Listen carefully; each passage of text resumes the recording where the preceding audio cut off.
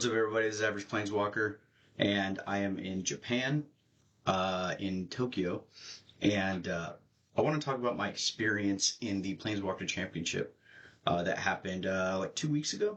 I think it was like the 11th, 12th, or 13th, something like that. And kind of go over what it was like to play in a Japanese tournament and the setting and the environment and everything. Let's get started. It was in, try to put a picture and everything. It was Rishidan. That was the name of the place, and it was like a restaurant slash game shop, which is pretty cool. You can order food, and they had they had the long tables out and everything to where you could play, and then you had a small little rollout table to where you can put your drink or your food, or your dice or your bag and things like that, and then you played here. Now, one of the biggest things that I noticed is I have a regular size playmat, the big mouse pad desk size regular playmat, you know. And so I realize that when I sit at the table is not big enough to hold my playmat, let alone two across from each other. And so I see everybody else, and people have their playmats, they're kind of hanging off the table to give each other proper space and room for both players to have playmats on. The other thing I saw playmats that were almost half the size. That way they would fit on there. So what I'm trying to say is your play space is a lot smaller than normal, a lot smaller. And you're pretty cramped up next to each other. And you learn to kind of just play in a small cramped up area and just use your board space properly for your cards, for you and your player, you know. So that took a little bit of getting used to, and then after the first game it was just like, okay, this is how it is, and you know, I'll place my cards in better positions and stack what I need to, things like that, you know. But I have a couple of pictures and some video I'll put up in here as well.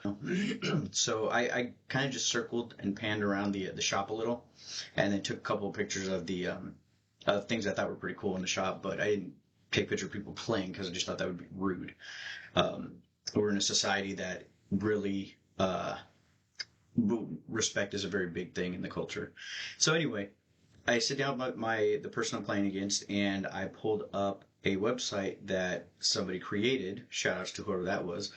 And it was in Japanese, you know, like pass turn, draw a card, you know, things like that would allow me to say the words I need to say in order to get my point across of what I was doing with my cards. And that helped tremendously. I learned a few new words and things like that. Do I remember them? Probably not. I'll have to look at it again, but it was a really good experience. The other thing I did too is because my cards were in English, the majority of them, I also brought the card up. If it was in English, a lot of them could understand what the card does, because as Magic players, we know what a lot of the cards do. We know the effects of them and everything, so we don't necessarily have to read it word for word. But if it's a card you don't see all the time, such as All-Seeing Arbiter, then you kind of probably have to read it all. So I would go on my app or go on Google, and I would type in All-Seeing Arbiter in Japanese. Excuse me, and then I would put it up there for them to read, and they're like, oh, okay, like, you know, and you know, it would just be a back and forth like that. And same thing if they had a Japanese card that I didn't recognize. I recognize the majority of them. Then I'd be like, okay, let me just see what that is. I'd look it up because I would know the name, and then I would look it up and be, oh, okay, yeah, you know, you good.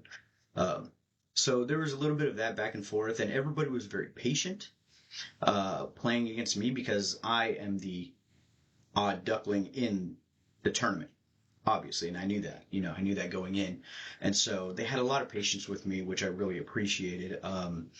And the games actually just went by smooth. There was no real pause. There wasn't a whole lot of language barriers or anything, and you know, there was a lot of complimenting going around. And my last match was really fun, and you know, the guy I played against, he did a few little combos that were really cool that just kind of popped off on little things here and there. And everybody was just like, oh, you know, and I was like, oh, that was really good. And, you know, it was a really good experience. And one thing that I'm glad that I've been doing since I've been playing Magic, like almost 15 years ago now, is like when I play, I announce like almost every little aspect of what I'm doing. So if it's my turn, I'm like upkeep, untap, draw, play swamp, you know, and then I'll play this, go to combat. All right, main phase 2, I'll play this. End step, All right, and pass. That's how I normally play. That is normal for me. And anybody who watches this who knows me, that's normally how I play. And so in Japan, that is kind of the norm as well. But for some reason, it's more of a more positive. I don't know. Maybe it's just the tone and how respectful everybody is to one another. I didn't feel any menacing type of vibes from people. I didn't feel any negativity or anything. Even when I got hit with Invoke Despair like twice and I lost the game to it. Normally, I hate that card. I have a card or I have a video that says that thing should be banned. Um, when I got hit with that, it didn't hurt. Like, not hurt, but it didn't like, I didn't get the feel bads, you know? And I think it was just because of everything how we played the game that led up to us communicating, the language barrier, just enjoying Magic. It was just like, it was like, oh man, you had it, and that was fine. And there were a lot of Invoke Despairs in the tournament, and each time I got hit with one, even one of them was like, sumimasen, sorry. Because they know, like everybody knows that card is just broken. And so the fact that they were just like, yeah, that sucks, man, but yeah, Invoke Despair. And, it cost me the game, or it beat me and things like that, but it didn't feel bad. It wasn't no feels bads. So that was my first experience in a Japanese tournament, playing Magic, and it was standard, and there were a bunch of people that showed up. It was like 16 people out here, and Yohomi took 7th, so I was pretty happy about that. I got the top 8 farewell, actually. But yeah, here's the top 8 farewell.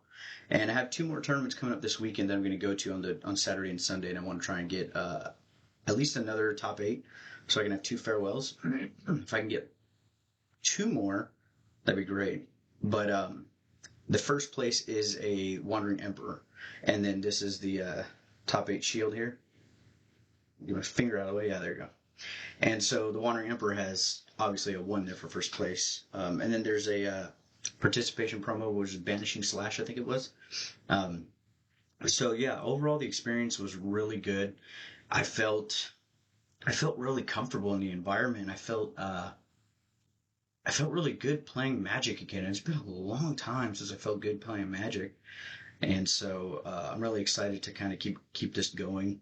It's just the difficult thing right now is just trying to find a schedule for when they do FNMs for Standard, because that's mostly what I play. Until they can figure out something with Modern, I'm going to start getting my pieces for Control and for Modern periodically, but I'm not in a rush by any means. I didn't see too many people playing EDH, which was good. I'm tired of EDH. I'm about to make a video about EDH or Commander, whatever. So check that out in a hot minute here. But yeah, that was my first experience in a tournament in Japan. And yeah, it was great. I loved it. So, alright, I'm going to have another video coming out. That's why you're going to see the same shirt for probably like 2 or 3 videos. And don't forget to like, subscribe, comment, and all that stuff. I'd appreciate it. And I'm trying to get my streaming set up. I'm just working off my laptop. But for some reason, OBS keeps crashing and cutting my stream off. But when I open up, or when I look at OBS, it still says it's live, and it's still the timer of how long it's going. So if anybody has any idea as to why that's happening, please let me know. Otherwise, I'm going to try and record some matches and then put them up on here now that I've kind of gotten a little bit more situated over here, and we'll go from there. So appreciate you stopping by. This is Planeswalker from Japan. Out. Peace.